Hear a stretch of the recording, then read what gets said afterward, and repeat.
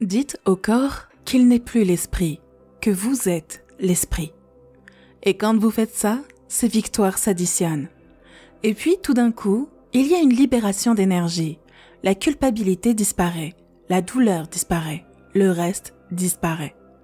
Peu importe si c'est la santé, peu importe si c'est la richesse ou le succès, peu importe que ce soit une relation amoureuse, un changement de carrière, une expérience mystique, peu importe, la personne commence soudainement à se détendre dans le moment présent. Mais avant de commencer, si vous êtes nouveau sur cette chaîne, n'oubliez pas de vous abonner pour ne manquer aucune de nos prochaines vidéos. Likez la vidéo si elle vous plaît, partagez et regardez-la jusqu'au bout pour en tirer le maximum. Il y a 100 à 150 ans, il n'était pas facile d'être humain. Je veux dire, vous pouviez mourir de toutes sortes de choses, et de la famine, et des prédateurs, et toutes ces choses étaient des éléments importants pour nous maintenir en vie. Et en fait, la peur était vraiment adaptative. Vous ne vous approchez pas d'un lion pour le caresser. Quelque chose vous dit instinctivement de ne pas le faire, non? Donc, c'est très adaptatif. Et lorsque le stress devient inadapté, c'est une autre histoire. Parce que lorsque nous réagissons à quelqu'un ou à quelque chose dans notre vie, votre réaction, qu'il s'agisse d'un lion ou de votre belle-mère, n'a pas d'importance pour le corps parce que vous avez la même réponse. Ce qui était autrefois très adaptatif devient très inadapté, n'est-ce pas? Donc il s'avère que, comme je l'ai dit, valide ou justifié, la seule personne que cela blesse réellement, c'est vous. Parce que vous mettez votre corps hors de l'homéostasie. Vous déséquilibrez votre corps. Pourtant, la santé est équilibrée. Voyons si nous pouvons vraiment faire comprendre cela. Vous avez 3 types de stress, physique, chimique et émotionnel. Le stress physique, ce sont les traumatismes, les accidents, les blessures, les chutes. Le stress chimique, ce sont les virus, les bactéries, la glycémie, la gueule de bois, les toxines, les pesticides, les polluants. Et le stress émotionnel est simplement votre réaction à tout et n'importe quoi dans votre vie. Dans le monde occidental, 75 à 90% des personnes qui se rendent dans un établissement de santé y entrent en raison d'un stress psychologique et émotionnel. Vous pouvez avoir le meilleur régime possible, sans gluten, végétalien, cétogène, jeûne intermittent avec un peu de macrobiotique à côté, bio et tout ça. Prenez toutes vos vitamines, prenez tous vos compléments, toutes vos herbes, buvez vos thés, faites tout ça. Vous pouvez faire du sport, courir, faire du pilate, du yoga. Ça n'a pas d'importance, équilibrez-vous chimiquement. Équilibrez-vous physiquement. Mais si vous n'avez pas pris soin de vos réponses à tout et chacun dans votre vie, vos cellules, lorsque vous vivez dans la peur, le perfectionnisme et la rigidité, le signal à la cellule est qu'il y a un danger. Il y a une menace et la cellule va prendre le signal et la cellule va fabriquer une protéine à partir d'un gène. Et si vous continuez à signaler à la cellule qu'il y a un danger dans l'environnement, la cellule va commencer à déréguler un gène et à fabriquer une protéine moins bonne. Donc, on pourrait finir par créer des protéines de peur organique. C'est ce que vous fabriquez, non? Parce que le corps n'est toujours pas en mesure de se reposer. Donc, les gens ne peuvent pas dormir, ils ne peuvent pas se restaurer, ils ne peuvent pas digérer. Il y a une urgence là, dehors. Comment pouvez-vous digérer si votre corps perçoit que le moment suivant, il va y avoir un danger? Votre système immunitaire est en baisse. Il n'y a pas d'énergie pour les projets de construction à long terme. L'attention de tout le monde est tournée vers le monde extérieur. Il n'y a pas de sécurité intérieure. Tout le monde est dehors à se battre, d'accord? Donc le système reproductif dit que ce n'est pas le moment de faire grandir un bébé. Le cerveau, le flux sanguin va vers le cerveau postérieur, loin du premier plan. Vous arrêtez de penser, de raisonner, vous commencez à réagir à tout et à tous. Le sang envoie de l'adrénaline, de l'énergie liquide aux muscles, mais vous ne vous battez pas ou ne courez pas. Vous n'avez pas faim, les muscles se contractent, c'est juste de l'énergie stockée là-dedans. Et le corps reste dans ce genre d'état inadapté qui fait que le déséquilibre devient le nouvel équilibre. Et maintenant, nous nous dirigeons vers un certain type de crash, un certain type de trouble, un certain type de maladie. Et quand nous sommes dans cet état, nous sommes altérés. Et il y a toujours un écart entre la façon dont les choses apparaissent et la façon dont elles sont réellement. Et si nous agissons pendant cette période, nous dirons toujours « je n'aurais jamais dû dire ça, je n'aurais jamais dû faire ça, je n'aurais jamais dû envoyer cet email, je n'aurais jamais dû penser ça », parce que nous sommes altérés dans cet état pour la survie. Mais nous sommes égoïstes. Quand on est poursuivi par T-Rex, on pense à 3 choses. Mon corps, l'habitude de prendre soin de lui et mon environnement. Où vais-je courir et combien de temps ai-je pour y arriver? Le corps, l'environnement et le temps. Ainsi, les hormones du stress nous amènent en fait à nous sentir plus proches de notre corps, à prêter plus attention aux objets et aux choses de notre environnement obsédé par le temps. Pour changer, il faut être plus grand que son corps, plus grand que son environnement, plus grand que le temps. Le stress n'est pas un moment propice au changement. Le stress est un temps pour courir, se battre et se cacher. Et si vous passez 70% de votre journée à vivre dans cet état, il n'y a plus d'énergie nécessaire à une personne pour se réparer. Il n'y a pas d'énergie. Et donc, le dérèglement qui se produit dans le système nerveux autonome. Rappelez-vous, le stress déséquilibre le corps. Donc, c'est le système nerveux autonome qui mobilise toute cette énergie et commence à déréguler parce qu'il ne peut jamais rattraper le retard. D'accord ? Donc, lorsque nous commençons à créer une cohérence entre le cerveau et le cœur, le système nerveux autonome revient à la régulation. Il revient à l'ordre.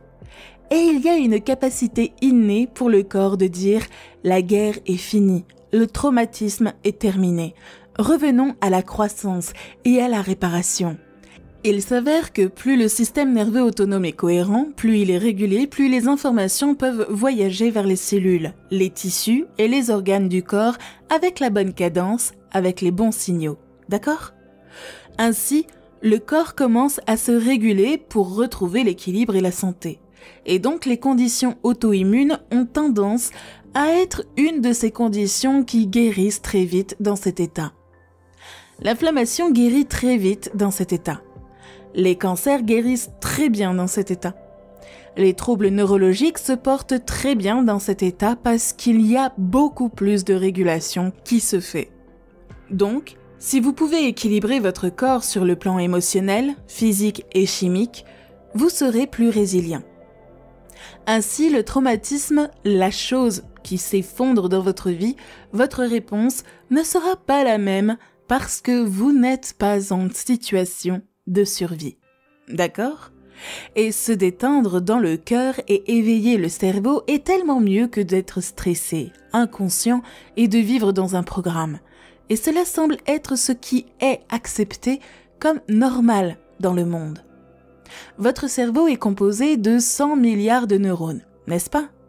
Et il y a des réseaux qui sont tous en quelque sorte connectés ensemble. Ainsi, vous avez un réseau pour parler une langue, vous avez un réseau pour bouger une partie du corps, vous avez un réseau pour voir certaines formes et couleurs. Ce ne sont que des réseaux individuels. Ainsi, lorsque vous êtes soumis aux hormones du stress, que vous réagissez à quelque chose et que votre corps est déséquilibré, lorsque vous êtes stressé, vous ne pouvez pas prévoir le moment suivant. Vous avez l'impression que les choses vont empirer. Vous avez la pensée que vous perdez le contrôle.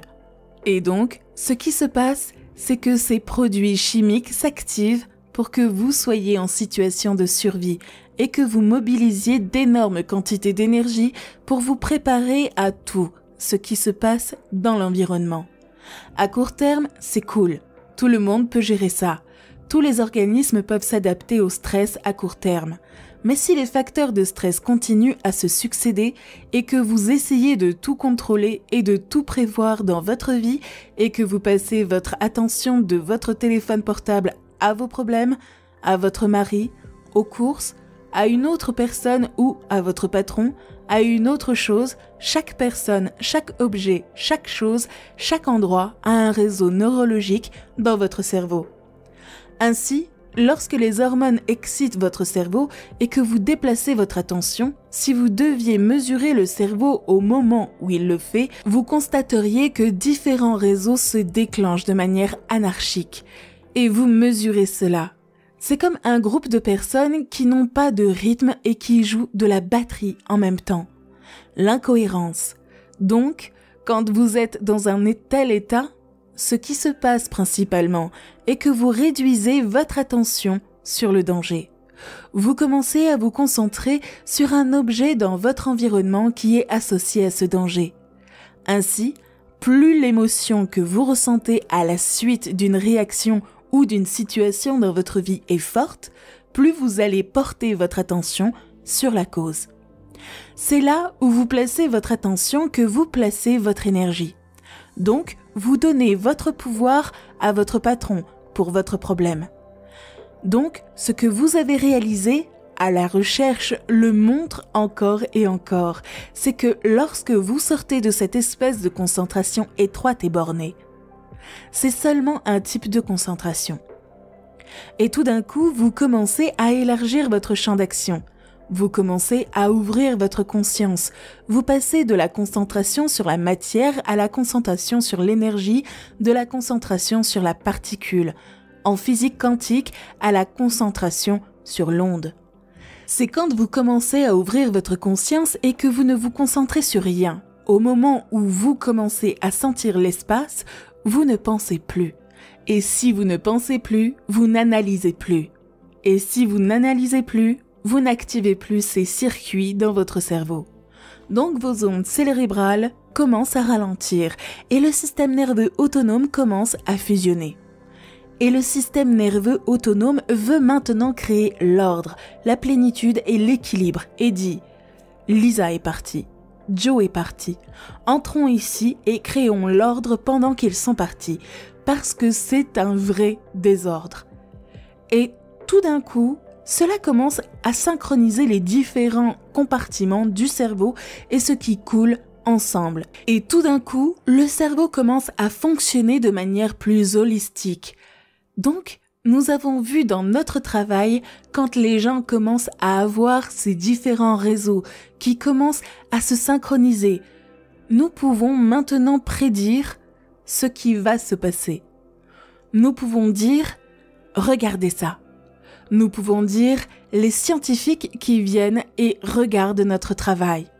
Regardez ce qui se passe avec cette femme. Continuez à regarder. Et tout d'un coup, vous voyez la moitié droite du cerveau parler à la moitié gauche du cerveau. Tout d'un coup, ces deux hémisphères se réunissent. Et l'union de la polarité, l'union de la dualité, l'union des opposés s'appelle l'unicité de la totalité. Et le cerveau a cette union psychique en même temps. Le cœur éclate en grand. Pourquoi ? Parce que la personne se sent tellement entière qu'elle ne veut plus rien. Je veux dire, comment pouvez-vous vouloir quand vous êtes entier ? Donc maintenant, le cœur est cohérent et il envoie plus d'énergie au cerveau. Le cerveau est cohérent. Il envoie plus d'informations au corps. Et tout d'un coup, la personne est dans un tout nouvel état d'être. Donc maintenant, c'était notre recherche de l'année dernière. Cette année, quand nous commençons à voir ce niveau de cohérence, tout d'un coup, nous atteignons des niveaux d'énergie dans le cerveau qui n'ont jamais été enregistrés dans l'histoire des neurosciences. Mais maintenant, une personne se connecte au champ. Il y a des centaines d'écarts types en dehors de la normale, dans un état d'onde cérébrale appelé gamma. Maintenant, ils sont super conscients et pas seulement dans une partie du cerveau. Le cerveau entier est dans cet état super conscient. Et tout ce qui se passe entre les oreilles de cette personne est plus réel que le monde dans lequel nous sommes assis en ce moment. Ils ont une expérience sensorielle complète sans utiliser leurs sens. C'est la super cohérence. L'incohérence est comme un groupe de personnes dans un public qui applaudit à la fin d'un spectacle.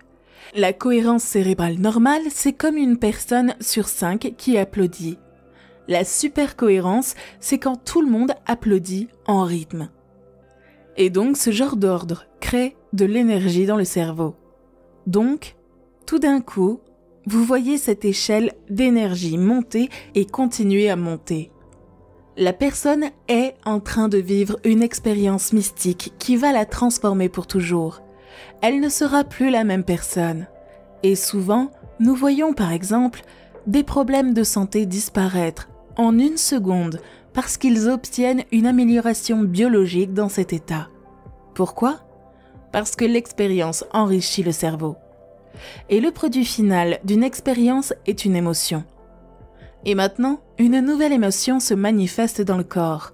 Mais ce n'est pas une émotion comme un produit chimique, c'est électrique. Je fais ces vidéos chaque semaine et mon but est d'aider les gens à être heureux, à être eux-mêmes, à avoir une vie bien remplie. Alors, abonnez-vous et likez la vidéo, parce que quand je sais que vous aimez, cela m'aide à produire plus d'informations que vous aimez pour vous aider à être la personne que vous voulez vraiment être. Merci d'avoir écouté et à bientôt sur Espace Motivation.